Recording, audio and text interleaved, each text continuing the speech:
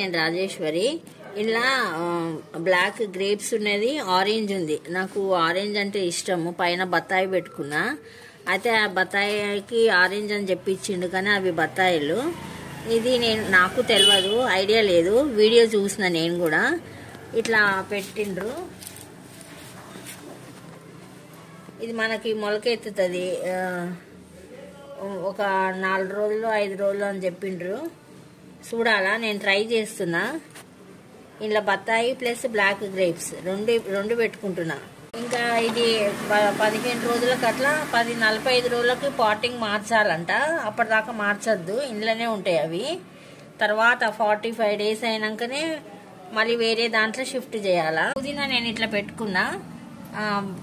మళ్ళీ నాటుకోవచ్చు. నా వీడియో నచ్చితే లైక్ చేయండి, షేర్ చేయండి, సబ్స్క్రైబ్ కూడా చేసుకోండి. ఓం శ్రీ మాత్రే నమః.